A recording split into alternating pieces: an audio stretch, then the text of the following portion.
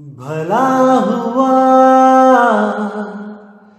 मेरी माला टूट गई, मैं राम भजन से छूटी। भला हुआ मेरी माला टूट गई, मैं राम भजन से छूटी। मेरे सिर से टली बला, भला हुआ मेरी माला टूट गई, मैं राम भजन से छूटी। मैं राम भजन से छूटी। नमस्कार मेरे प्यारे भाइयों, मेरे परमात्मा के प्यारे जीव हंसों। मैं हमेशा मालिक से यही दुआ करूंगा कि आप सब मेरे भाइयों का विवेक पहले से ज्यादा और ज्यादा और ज्यादा से ज्यादा बढ़ता ही जाए। बस मेरे दिल की यही अरदास है कि ऐसी कोई चीज ना रहे जो आपको समझ ना आए। हर चीज आपको बिल्कुल क्रिस्टल क्लियर होती जाए। बस यही चाहूंगा मैं, यही अरदास करूंगा उस बंदी छोड़ से, उस परमपिता परमात्मा से कि वो आपके विवेक शक्ति में बढ़ोतरी करता ही जाए और ऐसा कोई भी अज्ञान ना रहे इस दुनिया में जो आपको 1% भी भ्रमित कर पाए। कुछ ना रहे ऐसा। आपका ये भाई आपकी पूरी मदद करने के लिए तैयार है। बस आप निष्पक्ष भाव से इस सत्संग को सुनते रहिए और उस पर विचार करते रहिए। विवेक लगाइए कि जो मैंने बात कही है वो सत्य है या असत्य है। जवाब मेरे भाई आपके अंदर से ही आएगा। उस परमात्मा का जवाब आपके अंदर से आएगा। बस उसको पहचानने की कोशिश करो। साहिब बंदगी।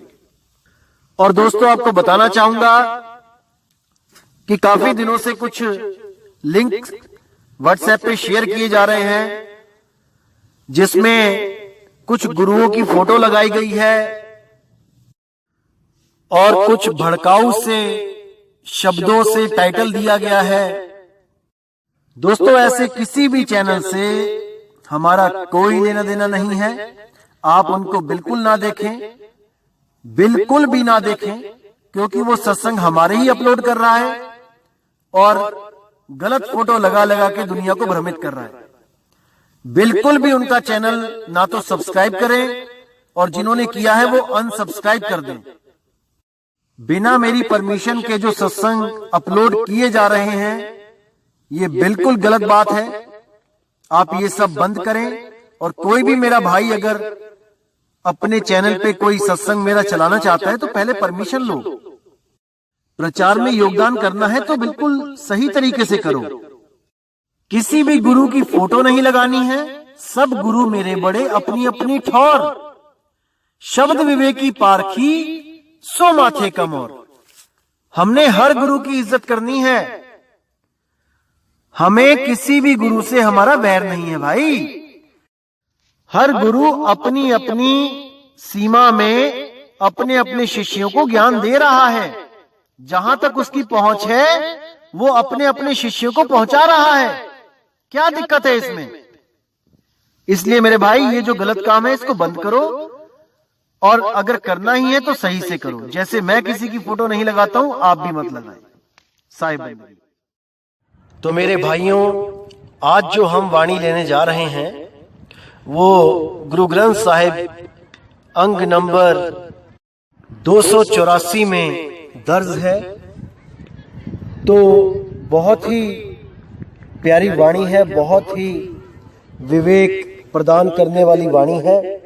आपने पूरा ध्यान देना है कि वाणी क्या समझाना चाहती है और पूरा विवेक लगा देना है कि हमें किस चीज की प्राप्ति करनी है। तो क्या कहती है वाणी? नाम के धारे सगले जंत, नाम के धारे खंड ब्रह्मंड, नाम के धारे सिमरद वेद पुराण, नाम के धारे सुनन ज्ञान ध्यान। कि इस दुनिया में जितने भी जीव जंतु हैं, खंड ब्रह्मंड हैं, वेद पुराण हैं, ज्ञान ध्यान है, ये सब केवल और केवल नाम के आधार हैं। नाम है तो ये सब है, नाम नहीं है तो ये सब नहीं है। नाम के धारे आकाश पाताल, नाम के धारे सगल आकार, नाम के धारे पुरियां सब भवन, नाम के संग उदरय सुन श्रवण। यानी जितना भी ये आकाश पाताल, ये तीन लोक का विस्तार जो दिखाई दे रहा है, ये खंड पिंड ब्रह्मांड अंड सब, ये केवल नाम के सहारे ही टिके हुए हैं। और ये सारा आकार, जितने भी ये जीव जंतु आकार में है, ये सब केवल और केवल नाम की वजह से चल रहे हैं। अब कोई ये ना सोचे कि ये हिंदी के नामों की वजह से चल रहे हैं, या अंग्रेजी के नामों की वजह से चल रहे हैं, या किसी कलमा, किसी अलग जापानी या चाइनीज नाम के सहारे चल रहे हैं। भाई ये नाम कोई अक्षर शब्दों का नाम, किसी भाषा का नाम नहीं है। ये सुप्रीम पावर है, ये वो अखंड अविनाशी नाम है, वो अनंत की धुन है, जिसका श्रवण करके ये जीव मुक्त हो जाता है। जिसके पार कुछ नहीं है, जो अनंत है, अपार है, अडोल है, अबोल है, उसको जानो कि वो नाम क्या है।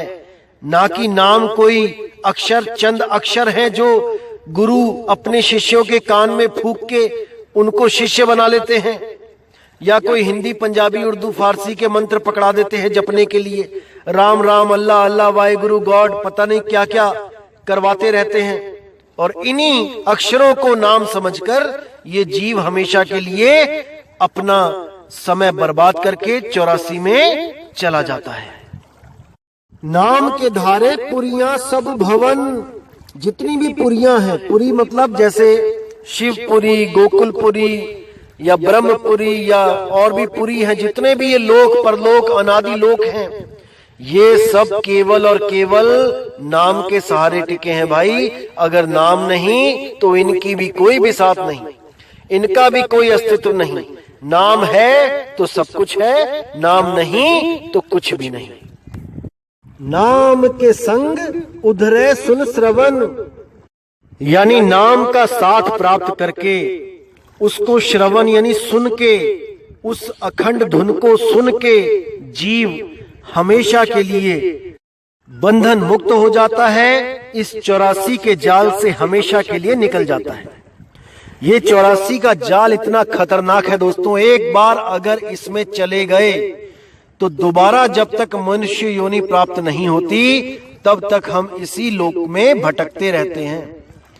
लेकिन आपने देखा होगा कुछ स्वयंभू आत्मज्ञानी जो आजकल भ्रमित करने में लोगों को लगे हुए हैं YouTube चैनलों के द्वारा, उनके विचारों के द्वारा समाज में ये संदेश पहुंचाया जा रहा है कि इंसान जन्म और ये कुत्ता बिल्ली बकरा, ये 84 लाख जूने, इन दोनों में कोई फर्क नहीं है, कोई खास फर्क नहीं है।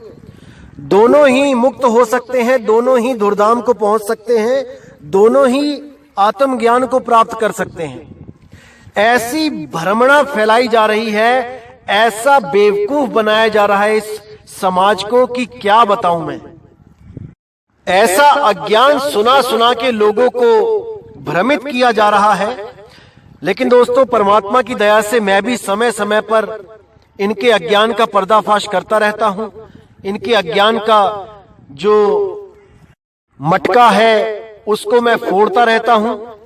अभी पीछे ही मैंने एक ऑडियो बनाई थी जिसमें मैंने उस स्वयंभू नकली आत्मज्ञानी के जो प्रवचन थे उसके ऊपर मैंने कुछ काट करी थी, वो भी प्रमाणों के साथ। उस भाई ने ये बोला था कि आदमी और जानवरों में बस इतना फर्क है कि आदमी के शरीरों में जो द्वार होते हैं उन द्वारों को पार करता हुआ वो लोक परलोक की यात्रा कर सकता है। वो स्वर्ग में जा सकता है, महास्वर्ग में जा सकता है, अलख लोक, अगम लोक, अनामी लोक में जा सकता है। लेकिन जो जानवर हैं वो नहीं जा सकते हैं। तो मैंने अपनी ऑडियो में, सत्संग में उसको झूठा साबित किया, क्योंकि कितने ही पशु पक्षी हैं जो स्वर्ग महास्वर्ग में विचरण कर रहे हैं। जैसे इंद्र का हाथी, सूर्यदेव के घोड़े, भोले शंकर की गाय, विष्णु जी का जो गरुड़ है पक्षी, और जाने कितने ही पशु पक्षी स्वर्ग महास्वर्ग में विचरण कर रहे हैं। कामधेनु गाय, कल्प वृक्ष, पेड़ तक पहुंचा हुआ है स्वर्ग लोक में। और ये भाई लोगों को अज्ञान बांटता फिर रहा है कि केवल इंसान ही स्वर्ग महास्वर्ग तक जा सकता है। अब इस भाई ने जब देखा कि मैंने इसकी पोल खोल दी है, इसका भांडा फोड़ कर दिया है, और मेरे सत्संग सुन के जो मेरे भाई जागृत हो रहे हैं, जाग रहे हैं, उन लोगों ने जब इससे सवाल जवाब शुरू किए तो इस मंद बुद्धि आत्मज्ञानी को जवाब देते नहीं बना, और क्रोधवश, जलनवश इस मंद बुद्धि ने मेरे ऊपर एक वीडियो बना डाली 30 मिनट की, जिसमें केवल मेरी बुराइयां ही बुराइयां करी। अब अगर इसमें 2 पैसे की भी अकल होती इस भाई में, तो ये मेरे सत्संग पे विचार करता कि अगर मैंने इसके ज्ञान को असत्य साबित किया है तो इसका मतलब इसका ज्ञान अधूरा है, क्योंकि सत्य ज्ञान को कोई अधूरा साबित नहीं कर सकता। मेरे भाई अभी समझ जा इस बात को। सत्य ज्ञान किसी आदमी का ज्ञान नहीं है, वो सत्य पुरुष, अविनाशी पुरुष का ज्ञान है, वो परमपिता परमात्मा का ज्ञान है। उसको गलत साबित करने वाला इस पूरे ब्रह्मांड में कोई पैदा नहीं हुआ। और अगर तुम्हारे ज्ञान को गलत साबित कर दिया जाता है तो मेरे भाई सरेंडर करना सीखो, क्योंकि केवल सत्य ज्ञान को प्राप्त करने से ही मोक्ष मुक्ति संभव है, अन्यथा 84 के धक्के लिखे हैं मेरे भाई। और आज इंसान जन्म में बैठ के 84 को और इंसान जन्म को बराबर बताना बहुत आसान है। जिस दिन गधा और घोड़ा बन गए उस दिन ऐसे चाबुक पड़ेंगे मेरे भाई कि सहलाने के लिए भी हाथ ऊपर नहीं उठ पाएंगे, केवल चमड़ी हिलाते रहोगे। याद रखना, आंसू बहेंगे और चाबुक पड़ेंगे अगर इन जीवों को भ्रम में डालते रहोगे तो। इसलिए भाई खुद भी सरेंडर करो परम ज्ञान के आगे, और जीवों को भी सत्य ज्ञान बताओ, ना कि भरमाओ।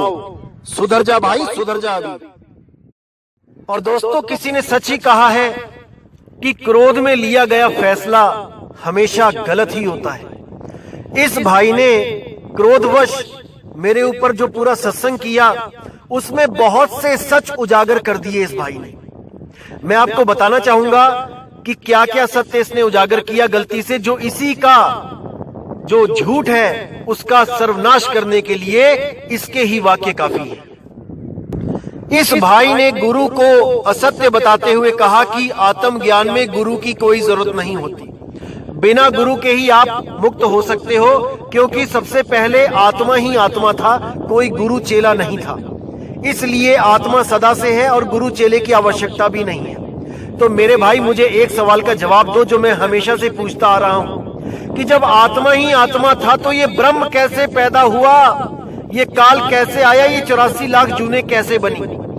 तब तुम्हारे पास कोई जवाब नहीं आता और तुम कहते हो ये तो एक सृष्टि का नियम है, अखंड नियम है जो चलता ही रहेगा। अरे नियम भी तो कोई बनाता है भाई, या बिना किसी के बनाए ही नियम अपने आप लागू हो जाते हैं। आज हमारे देश में कोई भी नियम बनाया जाता है तो उसके लिए सरकारें गठन में बैठ के फैसला करती हैं, ना कि कोई हवा में ही नियम बन के तैयार हो जाते हैं। तो मेरे भाई, जो तुमने 2 अक्षर का भेद बताया वीडियो में, जो लोगों को भ्रमित किया कि 2 अक्षर का मतलब है 2 अखंड धाराएं, एक आत्मा और एक मन जो सदा से ही है, अब कहां गया वो मन? जब तुम कहते हो कि आत्मा ही आत्मा था, तब मन कहां था?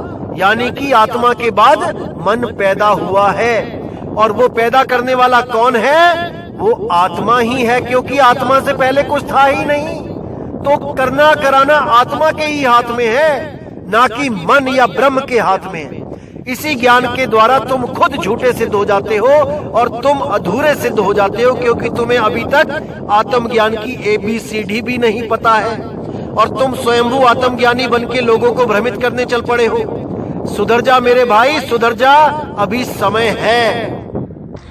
और दोस्तों, सबसे खुशी की बात तो यह है कि इस भाई ने अपने मुख से स्वीकार किया कि इसने काफी घंटे मेरे साथ बात करी फोन पे, क्योंकि पहले तो ये इस बात को मानने को भी तैयार नहीं था। इसने कई लोगों को जो इसके द्वारा नामदान ले चुके हैं फोन पे, जब उन्होंने मेरा नाम इससे पूछा तो इसने साफ मना कर दिया कि मैं किसी नितिन को नहीं जानता, मेरी कभी उससे बात नहीं हुई, वो झूठ बोल रहा है।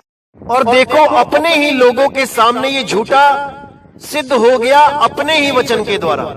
इसने आज खुद ही ये मान लिया, ये प्रमाणित कर दिया कि इसकी और मेरी कई कई घंटे फोन पे बात हुई और मेरे ही द्वारा इसको रास्ता दिखाया गया और ये मेरे ही गुरु के द्वारा नाम दीक्षित हुआ दिल्ली में। इसने खुद माना है और इसने ये साबित करने की कोशिश करी कि नितिन से कोई पूछे कि आधा घंटा भी बात हुई है तो 25 मिनट कौन बोला है, यानी कि ये कहना चाह रहा है कि 25 मिनट ये बोला है, यानी इसने मुझे ज्ञान समझाया है और 5 मिनट इसने मेरी बात सुनी है। अब जो विवेकी मेरे भाई होंगे, बस वो इतना सा विवेक लगा दे तो इसका झूठ 1 मिनट में पकड़ा जा सकता है। दोस्तों, पहली बात तो यह है, जब आप किसी से कभी भी ज्ञान समझ रहे होते हो तो अगर आधे घंटे की कॉल है तो उसमें 25 मिनट आपके बोलने का कोई मतलब ही नहीं बनता, क्योंकि आपने अपनी गर्ज से उसको फोन किया है, ना कि उसने आपको फोन किया है। और जब आप किसी से ज्ञान समझ रहे होते हो तो वहां पर भीगी बिल्ली बने होते हो। जैसे आज भी देखोगे सत्संगों में जो लोग बैठे होते हैं, जो किसी गुरु के ज्ञान को समझ रहे होते हैं, वो वहां पे बोल नहीं रहे होते हैं, वो वहां पे केवल सुन रहे होते हैं और सुनने के बाद ही वो नाम दीक्षा लेते हैं जब उनको ज्ञान समझ में आ जाता है।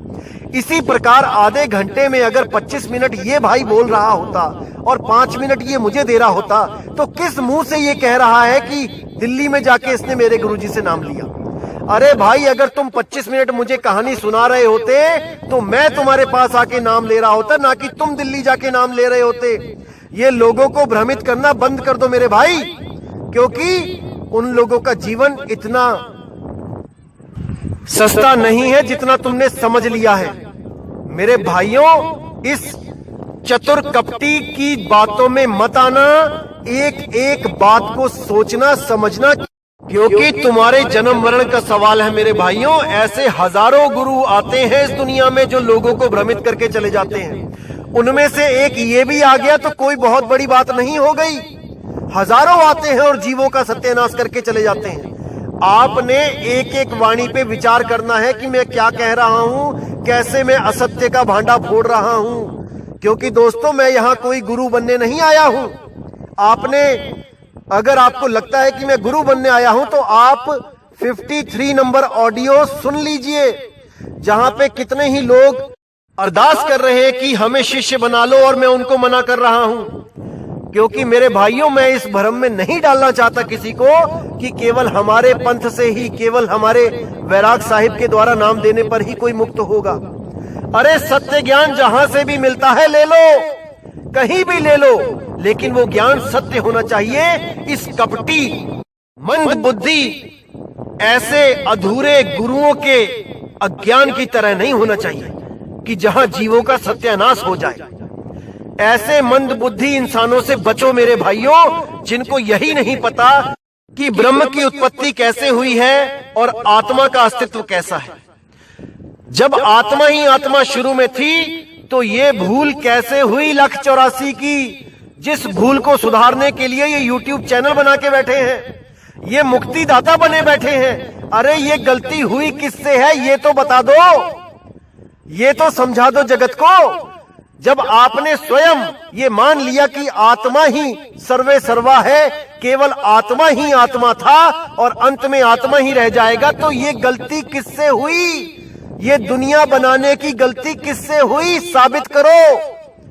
अगर इसको तुम अखंड नियम कहोगे तो तुम ही गलत साबित हो जाओगे, क्योंकि आत्मदेव कभी ऐसा नियम नहीं बनाएगा जिसके द्वारा इतने लोगों को कष्ट सहना पड़े, कदापि नहीं। चाहे उसे आत्मा कह लो चाहे परमात्मा कह लो, कभी भी ऐसा कठोर नियम नहीं बनाएगा कि कोई भी इंसान यहां जन्मता मरता सड़ता रहे और भरमता इस तीन लोक में 84 के जाल में फंसा रहे, कदापि नहीं। अरे वो तो बंदी छोड़ है, वो तो मुक्त करने आता है मेरे भाई। अभी समझ जा, समय है। लोगों को भरमाना बंद कर दे और सत्य ज्ञान की खोज कर। शायद कुछ दिमाग में पड़ जाए मालिक की कृपा से। हमारे सत्संग लगातार सुन, शुरू से लेके आखिर तक, क्योंकि जो अधूरा ज्ञान तू समझ के चला गया मेरे भाई, उसको पूरा कर ले। अधूरा ज्ञान कहीं से भी लोगे तो आत्म तृप्ति नहीं हो पाएगी, संतोष नहीं आएगा। कहीं भी किसी भी संस्था में जुड़ो भाई तो पहले उसका ज्ञान पूर्ण तरह समझ तो लो। अधूरा ज्ञान समझ के ही ढिंडोरा पीट दो कि नहीं यहां पर पूर्ण ज्ञान नहीं है, अधूरा ज्ञान है। अरे पहले खुद तो पूरा समझ लो, तब आगे बात करना। और दोस्तों, सबसे बड़ी बात क्या होती है, कोई भी संत समाज में, कोई भी संत महंत आता है तो सबसे बड़ी बात होती है कि वो किसी पर भी पर्सनल अटैक नहीं करता। उसका झगड़ा केवल ज्ञान और अज्ञान का होता है, वो किसी पर भी पर्सनल अटैक नहीं करता। अगर वो पर्सनल अटैक करता है तो इसका मतलब है कि उसके अहंकार को बहुत ज्यादा चोट लगी है। वो सहन नहीं कर पाया कि मेरे अज्ञान को किसी ने ज्ञान के द्वारा धूल में मिला दिया है, इसलिए वो ज्ञान की जंग को छोड़कर पर्सनल अटैक पे आ जाता है और गाली गलौज पे आ जाता है। जैसे इस भाई ने मुझे पता नहीं क्या क्या बोला, नीच बोला, महानीच बोला, और पता नहीं क्या बोलता रहा कि मैं अपने गुरु को ही चेला बना के बैठ गया हूं। पता नहीं कैसी बुद्धि लेके आते हैं लोग इस दुनिया में, और शर्म आती है मुझे ऐसे लोगों को संत कहने में, कोई प्रचारक कहने में, जो इतना भी विवेक नहीं लगाते, इतनी भी बुद्धि नहीं लगाते कि जिन महात्माओं का मैं जय जयकार कर रहा हूं अपनी हर ऑडियो में, हर सत्संग में, मैं अंत में उनकी जय जयकार के साथ उनके चरणों की धूल को अपने माथे पे लगा के सत्संग समाप्त करता हूं। मैं उनको ही अपना शिष्य कैसे बना सकता हूं? पता नहीं कैसी बुद्धि लेके भ्रमित करते हैं ये लोगों को और जहर फैलाते हैं लोगों में सतपंथ के लिए, क्योंकि इनके अपने बुद्धि में, अपने मन में जहर भरा होता है, और जो किसी इंसान के पास जो चीज होती है वही समाज में बांटता है। ऐसा मूर्ख बना देते हैं ये लोग, और मुझे दया आती है उन लोगों पे जो इनके साथ जुड़े हुए हैं और जो बिना विवेक किए इनकी बातों को हांजी हांजी करते रहते हैं। अरे परमात्मा ने बुद्धि दी है, थोड़ा विवेक लगाओ मेरे भाई, थोड़ा सा बुद्धि लगाओ कि ये कहां पे गलत बोल रहा है। मैं समझ सकता हूं कि इसकी और हमारी बातों में 90% मेल खाता है सब, लेकिन जहां पर 10% में ये गलत है वहां पर आप इसको पकड़ो, नहीं तो ये आपका अनमोल जीवन बर्बाद कर देगा मेरे भाई। मेरा कोई नुकसान नहीं होगा इसमें, अगर आपको कुत्ता बिल्ली सूअर की जून में जाना पड़े मेरा कोई नुकसान नहीं होगा। लेकिन आप सब मेरे भाई हो, मैं कभी नहीं चाहता कि मेरे भाइयों का कोई भी मंद बुद्धि इंसान नुकसान कर पाए, आपका कोई नुकसान ना हो, यही मैं चाहता हूं। इन मंद बुद्धि इंसानों का कुछ नहीं होगा, ये जैसे इस दुनिया में आए हैं वैसे ही एक दिन चले जाएंगे। लेकिन मेरे भाई, आपको तो इंसानी जन्म भक्ति के लिए मिला है, ये लोग तो अपना इंसानी जन्म बर्बाद कर ही रहे हैं, लेकिन आप क्यों इनके पीछे अपना जन्म बर्बाद कर रहे हो मेरे भाई? बिना गुरु के ज्ञान नहीं मिलता, इसको समझ लो। आज तक आप जो कुछ भी करते आए हो, अच्छा और बुरा, वो ज्ञान के द्वारा ही आपके मन में बसा है, गुरु के द्वारा ही आपको वो ज्ञान मिला है। और सत्य ज्ञान जब तक आपको नहीं मिलेगा, आपका आत्म स्वरूप आपको नहीं मिलेगा, जब तक आप इसी तन और मन के चक्कर में उलझे रहोगे। और ऐसे गुरु जो स्वयंभू नकली आत्मज्ञानी जो आपको भरमाते हैं, ऐसे ही लोगों के चक्कर में आके आप अपना अनमोल मनुष्य जीवन बर्बाद कर दोगे। इसलिए मेरे भाई, अभी समय है, विचार कीजिए। तो आगे कहते हैं, कर कृपा जिस आपने नाम लाए, नानक चौथे पद माही सो जन गत पाए। अब कितना क्लियर कर दिया कि कर कृपा, जिस पर वो परमात्मा कृपा करता है, जिस पर भी वो कृपा करके अपना नाम देने आता है, केवल वही जीव नाम को प्राप्त कर सकता है, अन्यथा कोई नहीं। और वो कृपा ऐसी नहीं होती है कि किसी गली में आत्मज्ञान पड़ा आपको मिल जाए, जैसे स्वयंभू आत्मज्ञानी को कहीं ज्ञान पड़ा मिल गया, क्योंकि गुरुओं के पास तो इसको कभी ज्ञान मिला ही नहीं, तो इसको चलते चलते ही कहीं पर किसी कोने में आत्मज्ञान पड़ा मिल गया और इसने उठा के अपनी जेब में रख लिया। तो ऐसे ज्ञान नहीं मिलता मेरे भाई। वो परमपिता परमात्मा स्वयं मनुष्य रूप धारण करके इस दुनिया में आता है ज्ञान को देने, ज्ञान समझाने, अज्ञान से दूर करने। लेकिन ज्ञान समझाने का मतलब ये नहीं कि उसने ज्ञान समझाया और आपकी मुक्ति हो गई। असल में जो वस्तु है वो ज्ञान अज्ञान से परे है। जैसे आप दिल्ली जा रहे हो चंडीगढ़ से, तो अगर आप गलत रास्ते मुड़ गए तब भी दिल्ली नहीं पहुंच पाओगे। और चंडीगढ़ से अगर आपको कोई ज्ञानी पुरुष मिल जाए चंडीगढ़ में और वो बता दे कि यहां से इतने किलोमीटर दिल्ली है और आप उस सड़क पे ना चलो, ज्ञान तो हो गया चलने का कि वहां पर दिल्ली है इसी रास्ते से, लेकिन अगर ना चलो तब भी आप वहां नहीं पहुंच पाओगे। इसीलिए ज्ञान हो जाना और अज्ञान, ये दोनों ही स्थिति से परे जो अवस्था है वो है वहां पहुंचना, उस गति को जानना, उस परम अवस्था में स्थित हो जाना। यही ज्ञान और अज्ञान से परे की स्थिति है, जिसको प्रैक्टिकल कहा जाता है। ऐसा नहीं है कि ज्ञान आपके नाश का कारण है, नहीं, अज्ञान आपके नाश का कारण है। ज्ञान तो अज्ञान का नाश करता है, लेकिन परमात्मा ज्ञान और अज्ञान दोनों से परे है। क्योंकि अज्ञान मान के चलो कि आज तक जो आपने सुना था, समझा था, वो अज्ञान था, और मेरे सत्संगों के द्वारा, इन सत्संगों के द्वारा आपको ज्ञान दिया जा रहा है, जिससे आपके अज्ञान का नाश हो जाता है। तो अज्ञान और ज्ञान दोनों आपके पास आ चुके हैं, लेकिन फिर भी आप मुक्त नहीं हो सकते, क्योंकि अब उस स्थिति को प्राप्त करना बाकी है। अगर उस स्थिति को प्राप्त नहीं कर पाए तो ये ज्ञान भी आपको बचा नहीं पाएगा, क्योंकि ज्ञान के द्वारा आपको रास्ता तो पता लग गया, लेकिन आप उस रास्ते पे चले नहीं, तो आप नहीं पहुंच पाओगे। इसीलिए उसको बोला गया है कि सत्य असत्य दोनों से न्यारा, जानेगा कोई जाननहारा। कहने का मतलब असत्य भी आपको पता लग गया और सत्य भी आपको पता लग गया सत्संग के द्वारा, लेकिन उस सत्य को आपने प्राप्त जब तक नहीं किया तब तक आप मुक्त नहीं हो सकते। तो साफ बोल दिया यहां नानक साहिब ने कि कर कृपा जिस आपने नाम लाए, वो कृपा करता है तो अपने नाम के संग लगा देता है जीव को। नानक चौथे पद माही सोजन गति पाए। ये चौथा पद क्या है?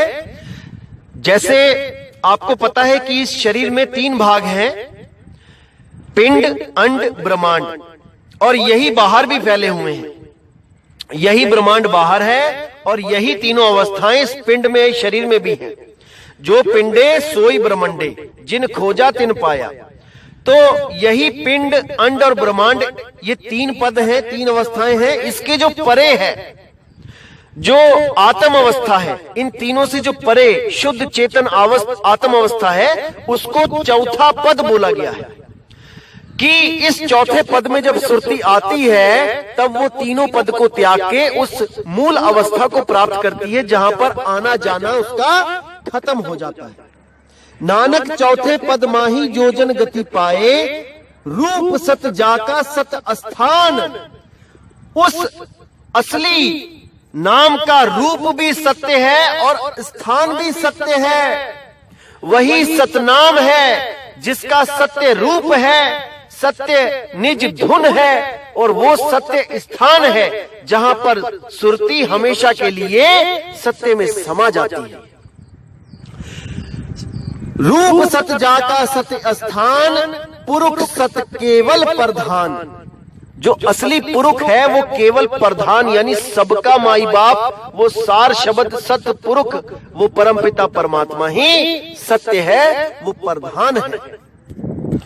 करतूत सत सत जाकी बाणी, सत पुरुष सब माही समाणी। जिसकी हर क्रिया सत्य है, जिसका कभी नाश नहीं होता, वो कर्म अकर्म से न्यारा है।